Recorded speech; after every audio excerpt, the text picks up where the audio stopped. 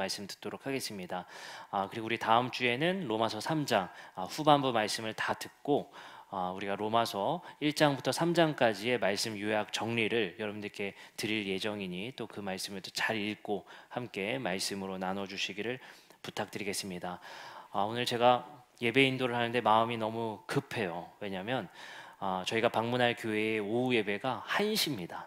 근데 서대문에 1시까지 우리가 도착을 또 해야 되기 때문에 예배를 최대한 또 우리 드리고 저희가 빨리 또 이동할 수 있도록 해야 될 것 같습니다. 다행히 오늘 서대문 가는 길이 또 광화문을 지나는 길들이라 또 각종 시위, 집회 이런 것들이 있을까봐 걱정했는데 또 그래도 교통 상황은 괜찮은 것 같습니다. 예배 끝나고 이렇게 이동을 해야 될 것 같은데 또 말씀을 드리는 건 또 죄송하게도 또 같이 함께 참여하실 분들은 차에서 식사를 하셔야 될 것 같습니다. 가는 길에 같이 김밥으로 간단하게 식사하시고 도착해서 함께 그 교회를 응원하고 함께 기도할 수 있는 시간 또 되었으면 좋겠습니다. 또 한 가지 추가해서 말씀드리면 저번 주에 그 교회에서는 광고가 나갔겠죠. 우리 교회에서 이제 TV를 해주신다 이렇게 광고가 나가는데 그렇게 박수를 치고 얼마나 좋아했다고 이렇게 소식을 들었습니다. 참 그렇게 힘을 얻을 수 있을 것 같으면 저희가 뭘 못 해주겠습니까? 그런 마음이 듭니다. 감사는 우리가 마음으로 감사하는 데서 그치지 않고 감사하는 것에 우리가 되돌림이 있어야 된다 생각이 됩니다. 우리 교회가 얼마나 4년 동안 하나님께서 지키시고 보호하심이 얼마나 감사합니까? 우리의 교회를 다시 되돌아보면서 우리 교회를 지키시고 도우신 그 하나님께 감사하는 마음이 똑같은 처지에 있는 교회를 돕는 것이 진정한 감사가 아닐까 싶습니다. 오늘 우리는 그 감사하는 마음을 담아서 또 한 교회가 다시 재건되어질 수 있도록 다시 바르게 세워질 수 있도록 함께 기도하여 주시고 참여해 주시기를 부탁드립니다. 오늘 우리는 로마서 3장 1절부터 8절의 말씀을 함께 듣도록 하겠습니다. 저번 주 말씀 기억하시나요? 저번 주 말씀에 한 가지만 기억하시면 될 것 같습니다. 육신의 할례가 아니라 표면의 할례가 아니라 마음의 할례가 진정한 유대인이다 라는 말씀의 주제였습니다. 그 말씀은 무엇이었습니까? 유대인들은 그렇게 자부했습니다. 우리는 할례를 받았고 우리는 율법이 있었다. 근데 그 이면 속에는 이런 마음이 있는 겁니다. 우리가 지금까지 말씀을 들으면서 로마서 2장 말씀에 계속해서 정죄되었던 사람들은 그리고 당연히 이 사람들은 심판받을 거라 여겼던 사람들은 이방인들이었습니다. 유대인들은 이방인들이 당연히 죄인이라 생각했고 그들이 하는 방식은 하나님 나라의 창조의 질서에 어긋나는 일들이었다 정죄했습니다. 그리고 그들은 반드시 심판받을 거라 생각했습니다. 아마 유대인들은 그 편지를 읽으면서 2장까지의 말씀을 읽으면서 또는 3장 초반부까지 말씀을 읽으면서 그래 유대인들은 당연히 이방인들이 심판받아야 돼 라고 생각했을 거라고 생각합니다. 그러나 유대인들에 대해서 이제 바울은 드디어 유대인 너희들도 마찬가지다 라고 하며 정죄하게 됩니다. 근데 그 주제를 살펴보니 유대인들은 당연히 심판에서 면제될 거라는 생각을 하고 있던 것이 바로 유대인들이었습니다. 왜냐? 우리는 할례 받았다 이것입니다. 아브라함으로부터 이어진 그 할례를 우리가 받았기 때문에 우리는 당연히 하나님의 백성이며 하나님의 자녀이다. 그렇기 때문에 우리는 당연히 그 심판에서 면제될 것이다 라고 여겼습니다. 하지만 바울은 뭐라고 했나요? 할례는 율법의 행위 없이는 할례는 무의미하다라고 얘기를 합니다. 그래서 바울이 진짜 할례는 마음의 할례를 받는 것이 진정한 할례이다라고 했습니다. 그럼 여러분들 표면적 할례와 마음의 할례의 차이는 무엇이었습니까? 마음의 할례는 하나님께서 부어주시는 그 영으로 인한 마음의 변화이고 그 마음의 변화를 통한 율법의 행위, 다시 말씀드리면 삶의 선한 행위가 나타나는 것이 진정한 마음의 할례이다라고 바울은 이야기한다는 것입니다. 그럼 여기서 중요한 것은 2장에서 계속 중요하다고 여기는 것은 생각보다 우리가 예수 그리스도의 주님 되심을 믿고 순종하는 것, 그 믿음에 부합한 행위의 삶을 사는 것이 유대인이나 이방인이나 모두에게 중요한 기준이 된다라고 말씀을 전했습니다. 그러한 말씀을 들었던 유대인들이 오늘 말씀을 통해서 반론을 하기 시작합니다. 유대인들은 분명히 자부했다고 했죠. 우리는 할례를 받았으니 분명한 증표가 있으니 우리는 하나님의 백성이다라고 자부했다고 했습니다. 그리고 우리는 돼지고기를 먹지 않아. 우리는 안식일을 철저히 준수하고 있어. 이것이 우리에겐 율법의 행위야 라고 여겼다는 것입니다. 그들에게 있어서 그 율법의 행위는 자신들이 하나님의 백성이라 자부할 수 있는 증표되는 행위만 했습니다. 그것만 했지 이웃을 돌보거나 이웃에게 구제를 하거나 선한 행위들은 전혀 하지 않았다는 것입니다. 그들에게 있어서 바울은 분명히 그 너희들이 하는 그 할례의 율법의 행위만으로는 구원받을 수 없다, 하나님의 백성이라 말할 수 없다라고 바울은 단호하게 말합니다. 그에 대해서 유대인들은 이렇게 오늘 말씀에 반론을 합니다. 3장 1절입니다. 그런즉 유대인의 나음이 무엇이며 할례의 유익이 무엇이냐? 이것은 유대인이 할 수 있는 당연한 반론이고 반박입니다. 뭐라고 말하죠? 그러면 유대인의 나음이 무엇이냐? 할례의 유익은 무엇이겠냐라고 유대인들은 반박합니다. 이런 마음이었을 것 같습니다. 바울, 당신이 말한 대로라면 우리가 아브라함으로부터 받은 그 할례는 도대체 무슨 의미입니까? 우리가 그 극심한 고통을 참고 받은 그 할례는 아무 소용없다는 당신의 말대로면 이게 도대체 무슨 의미가 있었으며 하나님께서 우리에게 이것을 왜 주신 겁니까? 라고 반론을 하는 것입니다. 그러면 도대체 유대인들의 나음이 무엇이겠습니까? 바울은 이렇게 답변해 줍니다. 로마서 3장 2절입니다. 새 번역에 이렇게 말합니다. 모든 면에서 많이 있습니다. 그것은 첫째는 그들이 하나님의 말씀을 맡았다는 것입니다. 그것이 바로 유대인들 당신들에게 유익이다라고 말을 합니다. 당신의 말대로라면 할례도 우리에게 유익이 없었고 그리고 율법의 행위도 우리에겐 큰 의미가 없었는데 그럼 유대인 우리는 도대체 무엇이냐라고 물었을 때 바울은 이렇게 말한다는 것입니다.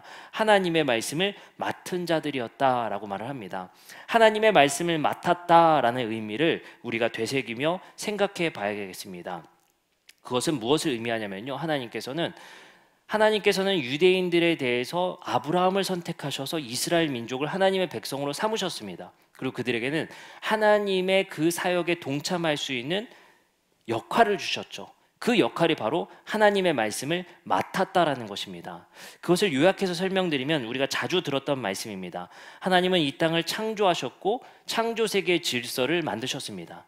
그러나 인간의 타락으로 말미암아 하나님이 만드신 그 창조의 질서가 어긋나게 됩니다. 질서가 뒤죽박죽되고 혼돈의 세상이 되었죠. 하나님은 그 세상을 그냥 지켜보시지 않고 아브라함을 선택하셔서 그 하나님 나라의 원래 창조하셨던 질서를 말씀하시고 회복돼야 될 세상을 설명하시고 아브라함 너의 민족을 통해서 이 땅에 다시 내 창조의 질서를 세우겠다 약속하십니다.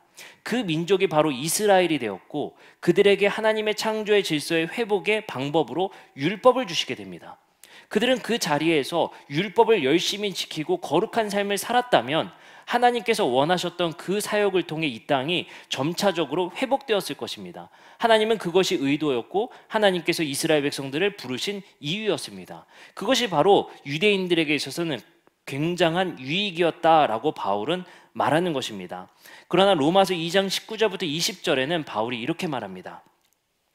유대인 너희들은 그 사명을 제대로 하지 못하고 이런 상황이라고 말합니다. 맹인의 길을 인도하는 자여 어둠에 있는 자의 빛이었어야 된다. 뭐라고 말하죠? 어둠에 있는 자들의 빛으로 너희들을 선택했다라는 것입니다. 그 말은 무엇이겠습니까? 우리의 삶의 욕망과 우리의 삶의 목적이 무엇을 입을까, 무엇을 마실까, 무엇을 먹을까가 우리의 삶의 목적이 되는 세상 속에서 그들에게 율법을 주심을 통해서 우리의 삶의 이유와 목적을 분명하게 알려주시고 이 세상이 본래 어떠했어야 되는지 유대인들에게는 알려주셨습니다. 그리고 그들은 그 삶의 질서에 따라 나라를 세우고 그 나라의 영향을 통해 빛의 역할을 했어야 됩니다. 그러나 유대인들은 그러하지 못했죠. 이사야서 42장 6절부터 7절에는 이렇게 말합니다. 나 여호와가 의로 너희를 불렀다.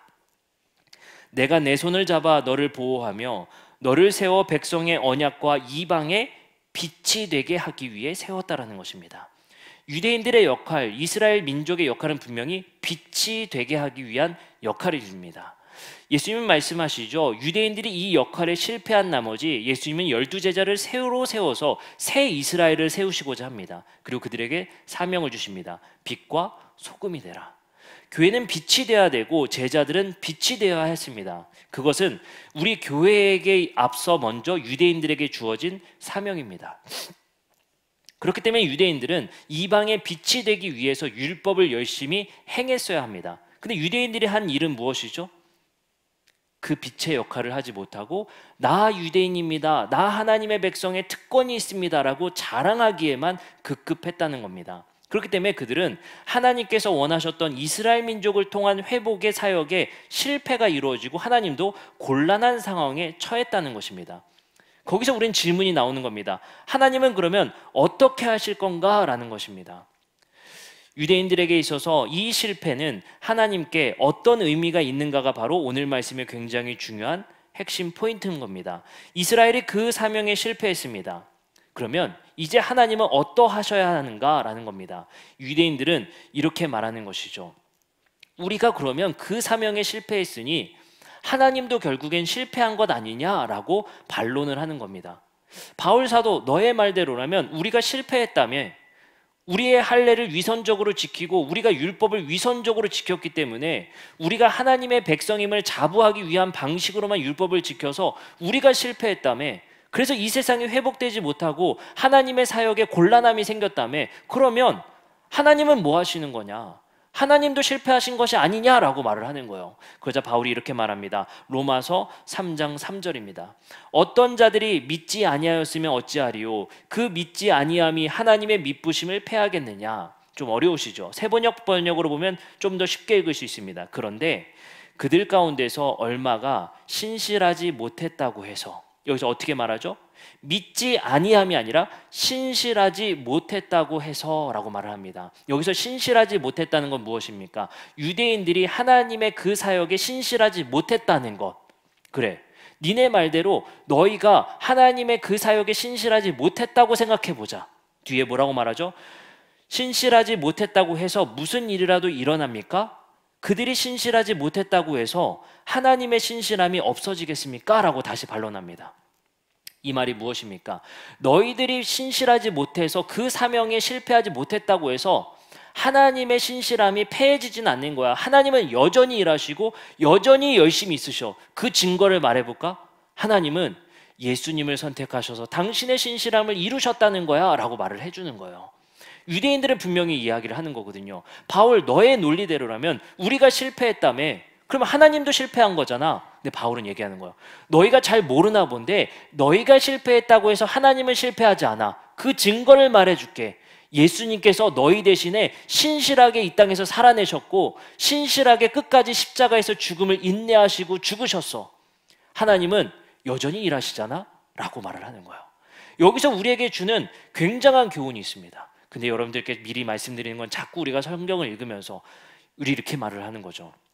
아 그래, 요 프로세스대로 요 시스템대로 우리가 지키면 구원이네 라고 자꾸 성경을 읽는다는 거예요. 근데 성경은요 우리에게 삶의 프로세스를 주기 위해 그 시스템을 주기 위해 말씀하시는 거 아니에요. 아 그거 고지고대 그래, 우리가 죽으면 하나님의 심판대 앞에서 생명책에 기록된 대로 행한 대로 심판하신다고 했지 그 행함이 뭘까? 이렇게 사는 거야 저렇게 사는 거야 그래 이렇게 이런 원칙을 두고 살면 우리가 구원받겠구나 이런 프로세스를 주는 게 아니란 말이에요. 이 말씀들을 주신 이유는 뭐냐면요 하나님이 어떠한 분인지 보라라고 자꾸 말하는 거예요. 우린 자꾸만 그 프로세스 하나하나에 집중하는 거예요. 그러면 살 수가 없어요. 그걸 의도하는 게 아니란 말이에요. 하나님이 원하시는 거는 이 설명을 통해 너희들은 뭘 봐라? 하나님을 보라. 하나님이 어떠한 분인지를 보라라는 거예요. 뭐라고 말합니까? 너희들이 봐야 될 것은 유대인들의 시스템, 사명의 실패, 그 복잡한 구원의 양식들 아니야. 너희가 실패했다고 해서 하나님은 실패하지 않아를 알라는 거예요. 우리 어떻습니까? 이 말을 우리가 받아들인다면 하나님은 그 대안의 방식으로 유대인들의 실패를 대신해서 교회를 세우셨고 교회를 통해 하나님의 사역을 이어가시고자 우리에게 그 사명을 유대인에게 주신 그 사역을 우리에게 주셨어요. 세상의 빛이 되라는 거예요. 맹인들의 그 길을 인도하는 자들 되라는 거예요. 그러면 이것을 우리가 이렇게 생각해 보면 되는 거예요. 그래, 설사 우리 교회가 실패한다고 해서 하나님은 실패하시지 않는다. 하나님은 여전히 열심히 일하시고 하나님께서는 그 신실하심을 끝내 지키실 거라는 거예요. 우리는 계속해서 생각하는 거예요. 내가 실패하면 어떡하지? 내가 실패하면 하나님도 실패하는 거 아니야? 그렇게 생각한단 말이에요. 근데 우리가 설사 그 사역에 실패한들 하나님은 실패하시지 않는다는 게 바울의 논리라는 겁니다. 왜요? 하나님은 끝끝내 유대인들의 실패를 통해 나 접어. 아유 안 해. 다 상 엎어 그만해. 아니에요. 예수 그리스도를 통해 그 사역을 이루어내셨다는 게 바울의 논리입니다. 그러면 이러한 방식으로 끝끝내 자신의 열심을 드러내시고 보이시는 그 하나님의 모습을 우리는 보라는 거예요. 그럼 어떻습니까? 우리의 우여곡절의 삶, 성경대로 살지 못하는 삶, 우리에게 계속 반복되는 거예요. 또 무너지고 또 무너지고 내일 또 무너질 거란 말이에요. 얼마나 우리의 삶이 위선적입니까? 저는 너무 두렵고 떨려요. 왠지 아세요? 유대인들이 하는 일들을 보면요, 뭐 예수님께서 그렇게 말씀을 하시잖아요. 니네가 구제를 하면서 나팔을 불며 너희가 금식을 하면서 머리에 기름을 두르고, 아유 저 유대인 놈들 하면서 내가 그러더라는 거예요. 나는 면제될 수 있겠냐는 거예요. 나는 정말 옳으냐는 거예요. 그러니까요, 우리가 안 할 수 있는 건 제가 정말 자신 있게 여러분들한테 하지 말라고 얘기하는 거야. 네. 저는요, 그게 정말 너무 위선적이라고 보는 거예요. 목회자들이요, 부동산 투자를 하고 투기를 하고 금전적인 문제를 일으키고 또 그런 어떤 성적인 윤리의 범죄를 일으키고, 그거에 대해서 사람으로서 다 자신이 없는 거예요. 그거 우리도 어쩔 수 없는 그런 실수가 일어날 수 있고 그런 범죄가 일어날 수 있는 거. 그거에 대해서는 한마디 안 하고, 내가 절대 안 어길 거, 동성애는 하지 마세요. 동성애는 죄입니다. 그것만 죄입니까? 그건 내가 안 할 자신이 있거든요. 그건 죄라고 말해서 그거 내가 정말 자신 있게 말할 수 있거든요. 그게 위선이라는 거예요. 우리도 똑같이 그 삶을 살 수 있고 똑같이 그런 범죄를 저지를 수 있는 연약한 인간들을, 유대인들을 통해 이방인 너희들 봐라, 그렇다고 해서 너희가 유대인들을 정죄할 수 있는 위치가 아니라는 거예요. 우린 성경 읽으면서 그러지 않습니까? 아우 저 다윗, 근데 다윗은 좀 부담스러운데 사울 정도는, 사울 저거 제사가 순종보다 낫다 이놈아. 그러면서 그래도 우리는 자부하고 나를 고치시키는 거예요. 그거보다 나은 삶을 살았다라고 여기는 거예요. 근데 보세요, 정말 사울보다 낫습니까? 정말 말씀 속에는 유대인들보다 낫습니까? 제가 이스라엘에 방문해서 깨진 거예요. 유대인들의 삶을 보니까 얼마나 신실한지, 야 저 종교적인 저 놈들 위선적일 거야 라고 봤더니 얼마나 윤리적으로도 도덕적으로 살려고 노력하는 이들이 있는지. 우리가 그런 것들을 보면서 어떻게 그들을 함부로 정죄하면서 이 말씀을 볼 수가 있겠습니까? 그렇게 말씀을 주신 게 아니에요. 너희들도 또 실패할 수 있다. 교회요, 너희들도 유대인처럼 될 수 있다. 그러나 하나님께서 우리에게 말씀하시는 겁니다. 그래도 나는 실천할 거다. 그래도 나는 포기하지 않을 거다. 그 일을 반드시 성사시킬 거다라고 말씀하시는 거예요. 그러니 우리의 삶 속에서 오늘도 안 되고 내일도 무너질 내 삶을 바라보면서 우리는 한 번 더 용기를 얻을 수 있을 것 같아요. 그럼에도 불구하고 하나님은 신실하게 일하고 계시다. 말씀을 이어갑니다. 하나님은 그렇다고 해서 당신의 신실함이 없어지거나 그만두시지 않는다는 거예요. 근데 여기서 이제 논리의 이야기들이, 그 반론들이 멈출 줄 알았더니 유대인들은 더 황당한 주장을 합니다. 이것은 실제로 당대 유대인들이 했었던 반론들의 일상적인 용어들이었던 것 같아요. 유대인들은 이제 논리적으로 됐지라고 생각할 것 같은데 이제 유대인들은 이렇게 반론을 합니다. 로마서 3장 5절입니다. 그런데 우리의 불의가 하나님의 의를 드러나게 한다면 무엇이라고 말하겠습니까? 우리에게 진노를 내리시는 하나님이 불의하시다는 말입니까? 이것은 사람들이 말하는 방식으로 내가 말해본 겁니다. 바울이 인용을 했다는 거예요. 니네가 말하는 방식대로 내가 말해볼게. 이게 도대체 무슨 말입니까? 읽어도 잘 모르겠죠. 이게 도대체 무슨 말을 하는 겁니까? 유대인들이 이러더라는 거예요. 그래, 오케이, 그거 우리가 받아들이겠어. 이건 어때? 라고 말하는 거야. 바울, 네 말대로라면 그러면 우리가 불신실했다 하자. 그런데 하나님께서는 우리의 불신실함으로 하나님이 실패하는 게 아니라 하나님은 너희들이 믿고 있는 예수로 그 신실함을 이루셨다며. 우리가 실패해도 하나님은 여전히 일하신다며. 그래, 좋아. 네가 말한 대로라면 우리가 실패해서 그럼에도 불구하고 하나님이 열심히 있고 하나님이 신실하셔서 하나님이 영광 받으신다면 그럼 우리는 더 개판 쳐볼게. 그럼 하나님이 더 영광 받으시는 거 아니야? 더 신실하게 일하시는 거 아니야? 라고 말도 안 되게 우기기 시작하는 겁니다. 그게 유대인들의 반론이었고, 바울이 너희들의 말을 내가 인용해서 말해볼게 라고 지금 이야기를 하는 거예요. 당대의 로마 교회에 있었던 반론이었던 것 같아요. 너의 방식대로면 우리 유대인들의 자존심을 건드렸지, 네 말대로면 우리 더 개판 쳐볼게. 마치 애들 같아요. 그쵸? 더 반작용으로 나가듯이 유대인들이 지금 아이 몰라, 그럼 우리가 더 개판 칠게. 그럼 하나님 더 신실하시는 거 아니야? 더 영광 받으시는 거 아니야? 이렇게 지금 반론을 하는 겁니다. 그러자 바울이 이것에 이렇게 반론을 합니다. 로마서 3장 8절입니다. 또는 그러면 선을 이루기 위하여 악을 행하자 하지 않겠느냐? 어떤 이들이 이렇게 비방하여 우리가 이런 말을 한다고 한다라고 말을 합니다. 뭐라고 말한다고요? 선을 이루기 위하여 악을 행하자. 이게 말입니까? 유대인들이 이렇게 극단적으로 말을 하는 거예요. 그러자 바울이 이렇게 답변합니다. 이런 말을 한다고 하니 그들은 정죄받는 것이 마땅하다. 여러분들, 이 결론부의 말은 의미심장합니다. 왜입니까? 논리대로라면 이런 겁니다. 너희들이 실패한다고 해서 하나님은 실패하시지 않아. 하나님은 다른 방식으로 일하시고 예수 그리스도 통해서 당신의 열심을 이루셨거든. 그러면 너희들의 말은, 그렇다고 하니 너희들의 말은 우리가 그러면 더 악하게 할게, 하나님은 더 신실하게 일하시겠네? 라고 말하지 않느냐. 그건 너희들이 심판받을 것이다 라고 바울은 결론을 내립니다. 여러분들, 이걸 우리가 어떻게 봐야 합니까? 저는 이렇게 생각합니다. 바울 왜 왔다 갔다 하지? 사실상 왔다 갔다 하는 느낌은 있어요. 왠 줄 아십니까? 근데 하나님은 신실하셔서 결국엔 우리에게 그 일을 다 이루실 거라며. 그럼 우리가 뭘 해? 그러면 우리에게 이렇게 적용되는 거야. 교회가 할 일이 없네? 하나님이 궁극적으로 전부 다 신실하게 하신 다음에 우리가 그러면 뭘 해?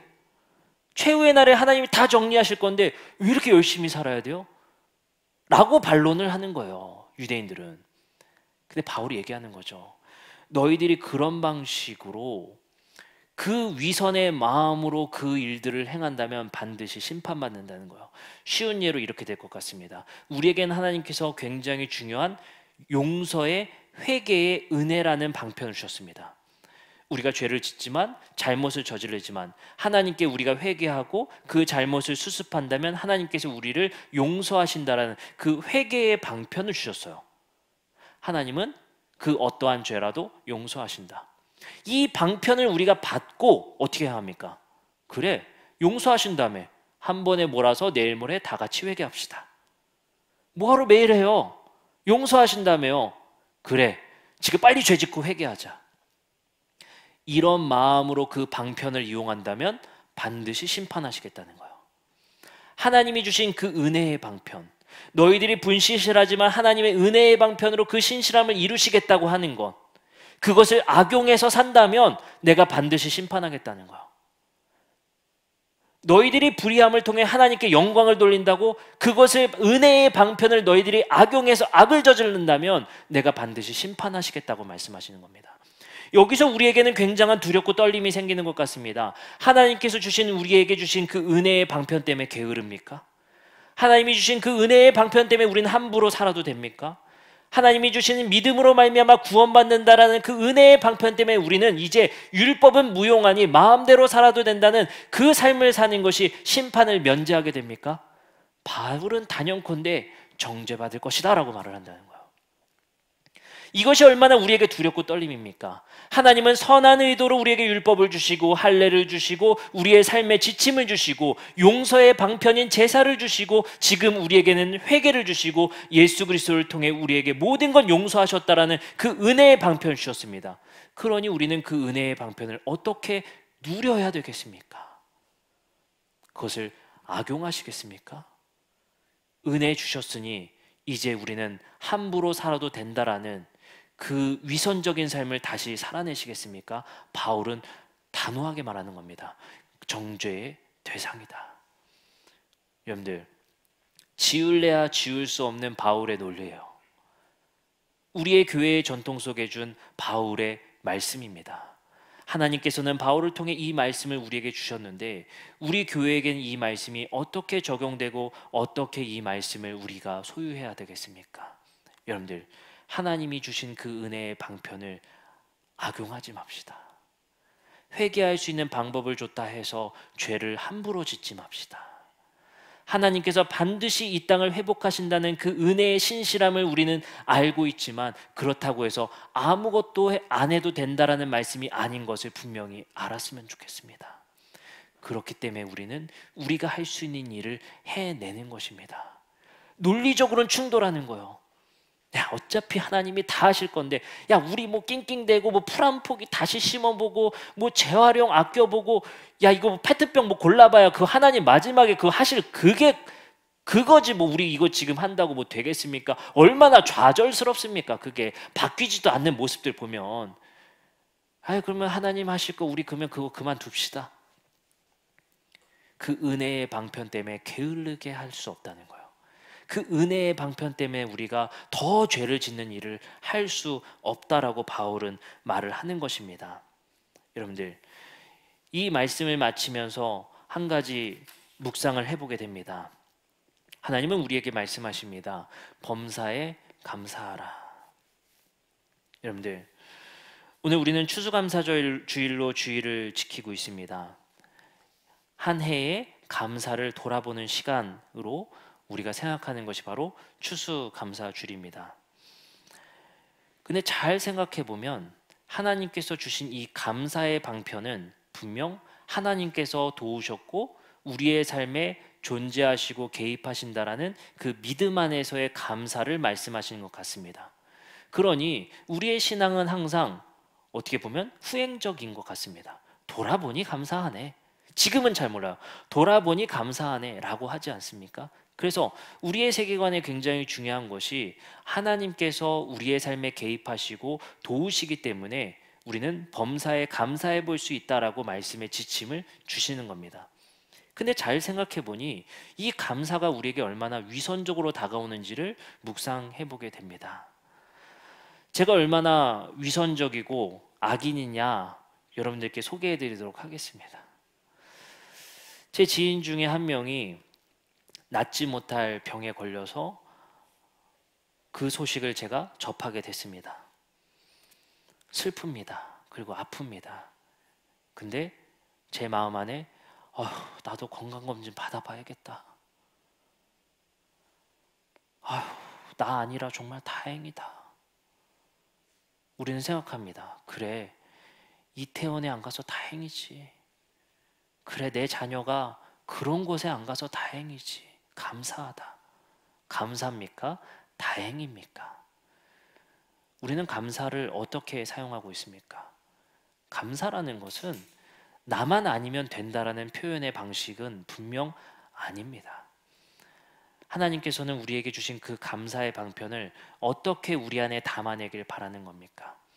하나님께서 도우시고 지키셔서 나에게 감사한 일이 생겼다라는 것에 감사해서 멈춘다면 어쩌면 그것은 우리가 감사를 잘못 위선적으로 사용하는지 모르겠습니다. 감사라는 것은 나만 아니면 돼, 내가 아니어서 다행이다가 아니라 우리가 그 감사에서부터 배제된 이들을 보호하고 그들에게 우리가 무엇을 줄 수 있을지를 고민하는 것까지 가야 그 안에서 우리가 함께 감사를 나눌 수 있는 것 아닙니까? 감사는 나눠야 되는 것입니다.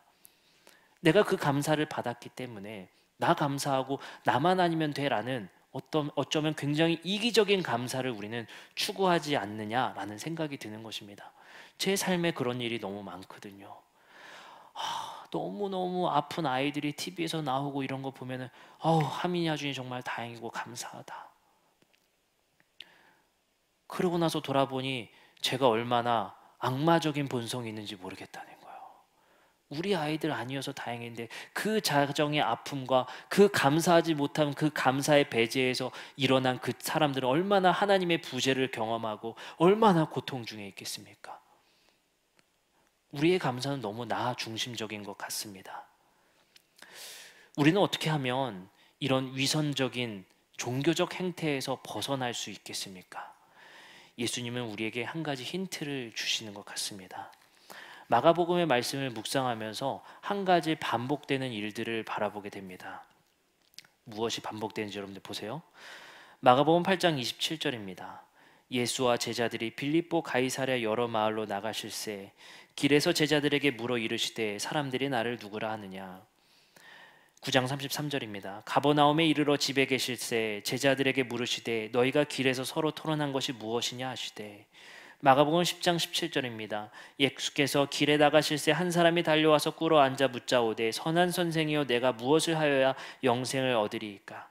마가복음 10장 46절입니다. 그들이 여리고에 이르렀더니 예수께서 제자들과 허다한 무리와 함께 여리고에 나가가실새 다메오의 아들인 맹인 거지 바디메오가 길가에 앉았다가.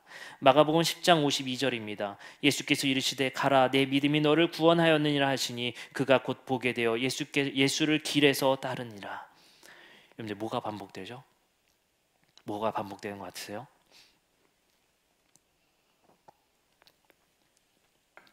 뭐가 반복되는 것 같으세요? 우리의 이 기독교의 위선적인 종교적인 행태에서 벗어날 수 있는 힌트를 알려드린 거예요. 뭐가 반복되는 것 같으세요? 찾으신 분? 당신? 또? 지금 5구절 읽었는데 5구절에 반복된 게 있었는데 길 위에 계셨다는 거예요. 예수님은 성전에 계신 분이 아니라 늘 길 위에 계셨습니다. 여러분들, 우리가 종교적 위선에 빠지지 않는다는 것은 종교적으로 내 마음에 감사의 안식을 얻고 감사로 말미암아 나를 안위하는 것에 종교적 행위를 하는 것이 아니라 주님은 길 위에 계셨습니다. 우리에게 주신 율법의 행위와 거룩한 지침들을 지키는 것은 길 위에서 이루어져야 합니다. 여러분들, 우리가 그 종교적 위선과 우리 교회의 그 위선의 행위가 유대인 같지 않으려면 길 위에 있어야 합니다. 여러분들, 유대인들이 머물렀던 성전이 아니라 예수님은 성전에 출입하셔서 하신 일은 딱 하나죠. 그 상을 뒤 엎은 것 한 번입니다. 근데 우리 고민해 봅시다. 우리 교회가 길 위에 있는가? 우리의 삶이 길 위에 있는가? 우리는 어쩌면 종교적 허영심과 위선으로 교회 안에서의 그 위선을 펼치며 길 위에 서 있지는 않는 삶을 살고 있지는 않은가? 길 위에 서 있지 않는다면 우리 교회는 맹인 바디메오를 만날 수가 없습니다. 우리가 길 위에 서 있지 않는다면 예수님을 만나 곧 보게 되어 예수를 길에서 따랐던 예수 따름을 행하는 그 길 위에 서 계셨기 때문에 길 위에서 만날 수 있었던 이들을 만날 수 없는 겁니다. 그래서 교회는 길 위에 있어야 합니다. 우리의 삶이 길 위에 있어야 합니다. 오늘 말씀을 정리합니다. 여러분들, 제가 저번 주에 좀 큰 교회에 초청을 받아서 이렇게 말씀을 전할 기회가 있었어요. 근데 그 전에 찬양팀이 나와서 찬양을 하는데 와, 얼마나 은혜가 되든지 그 조명과 그리고 찬양팀이 얼마나 프로페셔널한지 너무 잘하는 거예요. 저 오랜만에 저도 느끼니까 막 너무 좋은 거예요. 근데 제가 앉아서 고민이 되는 거예요. 우리 더드림교회 성도님들은 도대체 우리 교회를 왜 나오는지. 우리 찬양 괜찮습니까? 네, 괜찮으세요? 한다고 했는데 여러분들 좀 괜찮으세요? 그 교회를 보니까 제가 너무 그렇게 좋은 데가 있는데, 근데 저는 여러분들을 길 위에서 만난 것 같아요. 그래도 우리 교회가 길 위에 서 있으니 방황하는 우리를 만나게 하시고 우리가 모이게 되는 것 아닌가 싶습니다. 주님은 무대 위에 계신 적이 없으신 것 같아요. 주님은 길 위에서 만날 수 있습니다. 우리의 신앙이 길 위에서 펼쳐지는 신앙 되었으면 좋겠습니다. 그래서 마음의 걱정을 한가득 안고 이렇게 세련되지도 않고, 우리 오늘 마침 정원영 형제가 나오지 않아서 말을 하는 겁니다. 우리 찬양인도 괜찮습니까? 막 거기 프로페셔널한 찬양팀이 나와서 찬양하는데 잘하죠. 너무 잘하는데 그거에 비하면 옆에도 큰 교회 있는데 언제 옮기시는 거 아니야? 라고 마음에 불안감이 있는데, 그래도 우리가 자신하고 할 수 있는 것은 우리 교회는 길 위에 서 있다 생각합니다. 주님께서 길 위에서 만나셨듯이 우리 교회가 길 위에서 사람을 만났으면 좋겠습니다. 제가 여러분들께 도전을 드리고 싶어요. 오늘 말씀을 정리하면서, 그래, 하나님께서 예수 그리스도를 통해 우리에게 주신 힌트는 우리가 머리에 기름을 바르고 금식하거나 내가 구제했다고 해서 나팔을 불며 광고하는 것이 아니라, 주님께서 우리에게 말씀하시는 것은 길로 나가, 길에 나가서 만나, 길로 나가서 바디메오를 만나, 길에서 만나야 되라고 자꾸 말씀하시는 것 같아요. 그 삶의 진정성이 우리에게 그 위선적인 종교적 기독교에서 벗어나는 참된 주님께서 원하시는 그 교회가 되는 것이 아닌가 생각됩니다. 제가 이번에 정말 은혜되는 일이 있었어요. 우리 그 장로교 신학대학교 대학원 학생들 7명을 만났습니다. 12월 달에 다시 한번 만날 계획인데, 그 친구들 제가 왜 만났냐면요, 아유, 일로 내 식사 사줄 테니까 오시라고 해서 만났어요. 근데 그 친구들이 대학원생들인데 너무 은혜가 되고 감사한 거예요. 왜냐면 그 친구들이 신학을 하는 친구들인데, 저는 그 친구들이 시간을 정하고 날짜를 정해서 서울역에 있는 노숙인을 만나러 정기적으로 나간다는 거예요. 아, 그래? 그런 사역을 해? 라고 소문을 들었습니다. 그래서 만나서 이야기를 해보는데, 새벽에 나가서 노숙인들을 만나서 이런저런 대화를 1시간, 20분 이렇게 나누면서 그곳에서 빵을 나눠주고 내복을 그 어떻게 사역을 합니까? 니네들 그 돈을 어떻게 모아서 합니까? 그 원우회에서 조금씩 광고해서 50만 원 이렇게 모아서 돈이 모이면 나갈 수 있다는 거예요. 그래서 질렀어요. 뭘 질렀을 것 같아요? 우리 교회가 도와주겠다. 우리 교회가 길에서 만나는 그 빈자들의 예수셨던 그 예수님을 당신들의 삶으로 살아내니 우리 교회가 함께하고 싶다. 여러분들 나갈 준비하세요. 네, 나가서 만나고 손잡아주고 그들에게 도움을 주는 것, 그것이 예수님께서 우리에게 말씀하신 이 교회가 세상에 빛이 되는 일이 아닐까 싶습니다. 이 교회 이 자리에만 머무는 것이 아니라 길에서 만났으면 좋겠습니다. 길로 나가는 교회, 길에서 우리의 신앙을 이룰 수 있는 교회 되었으면 좋겠습니다.